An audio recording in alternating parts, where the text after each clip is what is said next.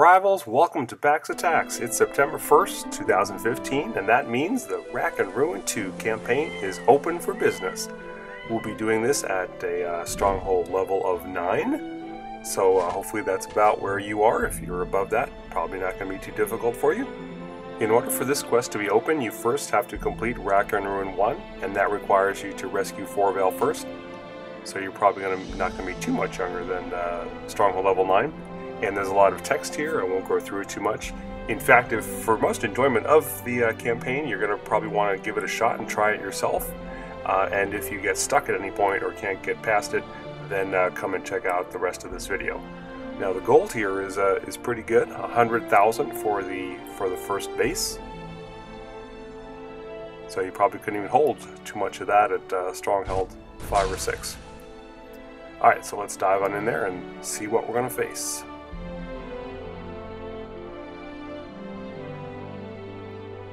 Alright.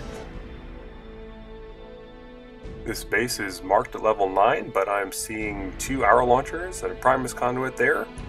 There's a lot of free mana up to northwest and southeast.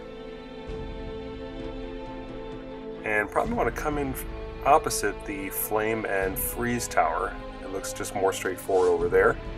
And for this walkthrough, I'm going to be using ancients that I know you have. So let's start with Forval on this one. That'll give us some protection against those arrow launchers. Now I'll be using Taliesin as my dragon for this mini-series. I don't think it really is going to matter which dragon you have, so use whatever your favorite one is. Probably most folks will be using Forval, and with his freeze ability, that's very handy here.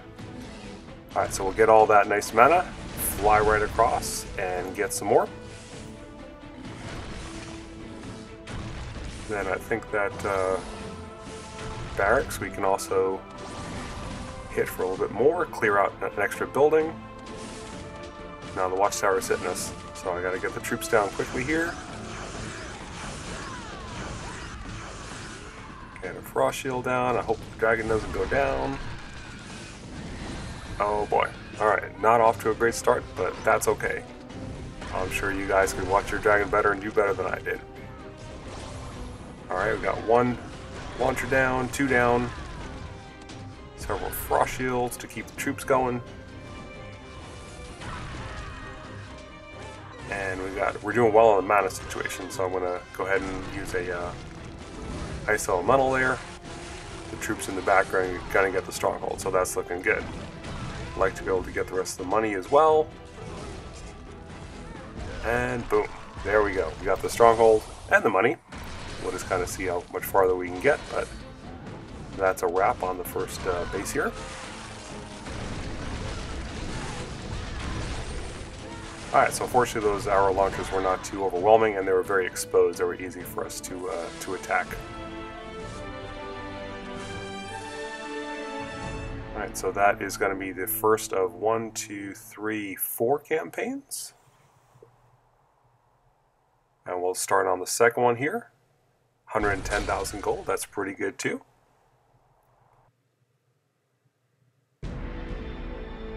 Alright, let's see. That one's also marked a 9, but it's also got those arrow launchers. Flame and frost off on the sides. There's really not too much in the northwest there. I think on that side is probably a good entry point. And especially if we can knock out those 3 anti-air units, our dragon will be able to snipe the stronghold even if our troops die off. Plus the gold's up there, so may as well come in from that side, no reason not to. Alright, there's some free buildings up top, we'll definitely take those. My Forval's not a high level, so his starting mana is 2, I think that's level 11. And I'm going to do a sweep across here in order to draw the fire from the purple tower and hope that it doesn't get a curse shot off. Excellent, alright. Now with the frost shield down, they're able to heal still. They didn't get hit by the purple tower. Alright, so life is looking good here. The anti-air goes down. The only thing left that can still fire at it is the frost shield. I did not center my dragon too well there. I'm basically just trying to get it in front of the stronghold, lay down some frost shield. I've got too close to the flame tower. This could be a little dangerous. Not many troops left up there either. Let's keep them alive. Hope they can distract off the dragon.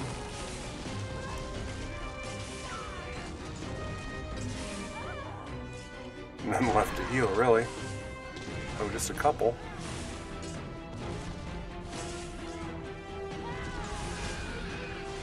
Oh, the dragon. Uh-oh. Dragon got... Oh, man. That was close. Whew.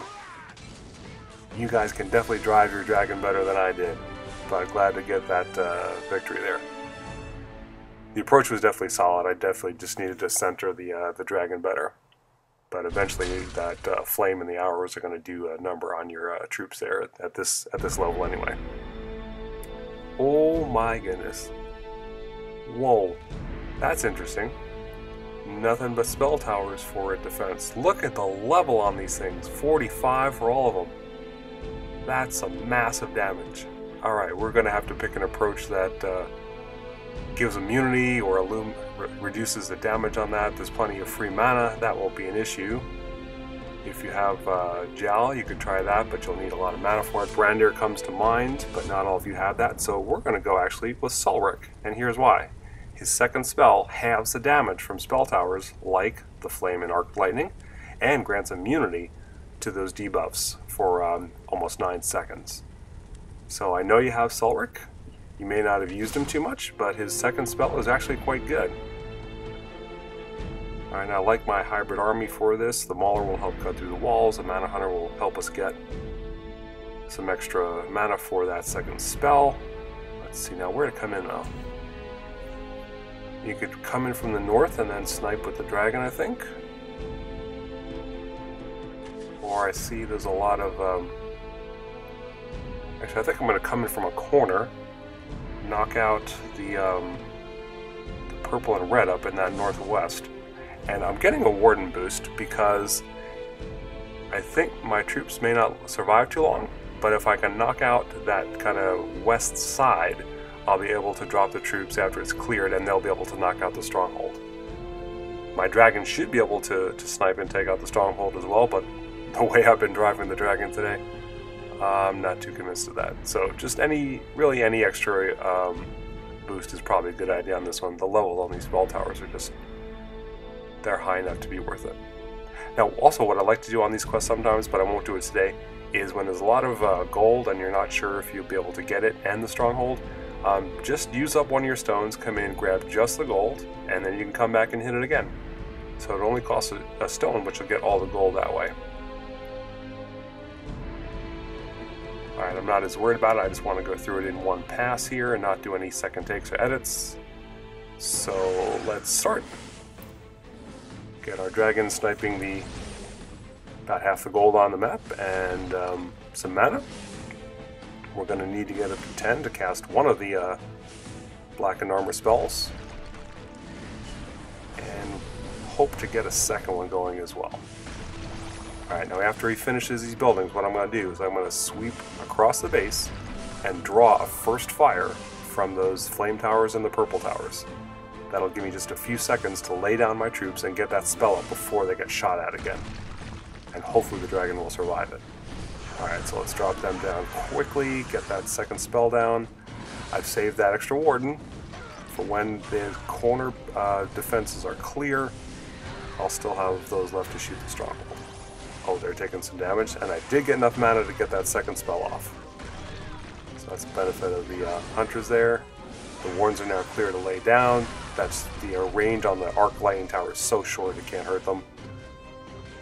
And so they're in good shape to get the stronghold. Alright. That was kind of cool. Alright, we actually still have enough juice left to get the gold, fly the dragon down there, drop down a fire elemental. One of the side benefits of Sulric. That's a nice spell he's got, and you can drop him anywhere. And just a couple smelters up top. May as well go pick up those as well. Alright, there we go. Actually, it was all in the storages. So we got all the gold, we got the stronghold, and looks like we're going to be probably just shy of an epic victory.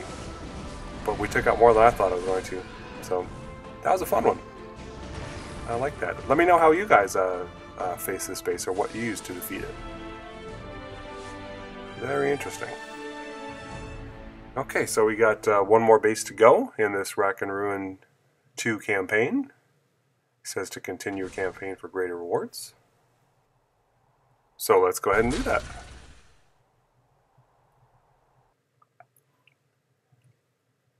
And let's see what we have here. There she is, Viscaria, the nature dragon, sleeping in a warm spot. And it says we should wake her up. Let's see what we have to face first. 2 arrow launchers, they're quite on the left side. There's a flame tower up north. Freeze to the west, I think we'll come in from the east side. Let's go back to Forville. He'll reduce damage and help us absorb the arrow launcher damage as well. I'm not sure what Viscaria is going to do when we wake her up, but let's wake her up and be prepared to wail on her if we need to. Okay, and oh, she's fighting with us, not against us. Oh, this is cool. Wow, got 2 dragons side by side. Alright, as soon as she drew the fire, we popped in right behind that flame tower, try to take that out quickly.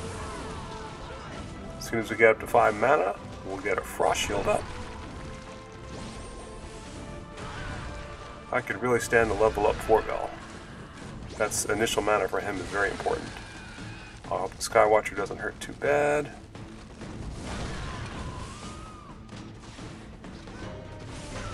Alright, troops are taking a lot of damage, but we got the units on the stronghold. Let's do some sweeping with Taliesin to distract and do some damage. Not a whole lot of sweeping there. Alright, Viscaria, it's up to you, girl. And there we go, the stronghold is down. Viscaria is a girl, by the way, so is Emberclaw. Emberclaw is the older sister of Taliesin. Taliesin and Forville are the guys, Viscaria and Emberclaw are the girl dragons. Alright, the troops have been wiped out here, so let's just see what Viscaria can do. I don't think we're going to get to that gold, but that would be nice. Wow, she's doing some work, taking some damage there. Pretty good level Viscaria, I'd say, here. Look forward to getting her someday with Bax attacks. Alright, we have completed the campaign. Viscaria's Dream complete. View quests to claim the rewards. So that's a recent switch they've made. No way to be woken up. That's true. War is not over, though. Alright, I hope she will have opportunity to help us out a lot later. We'll head to that quest screen, the achievements, and this is now where the rewards for campaigns show up.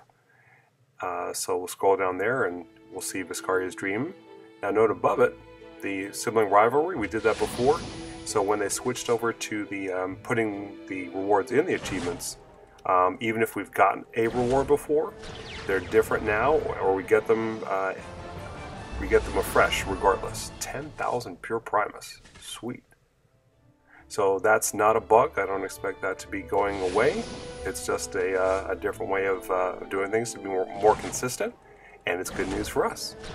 I'm going to go ahead and open the Wrack and Ruin 1, which I hadn't done before, for another 2,500 pure Primus. Excellent. Alright, so that was Wrack and Ruin 2. I hope you found that walkthrough helpful. And if you like this, please do subscribe, like, leave a comment, and thanks so much for watching.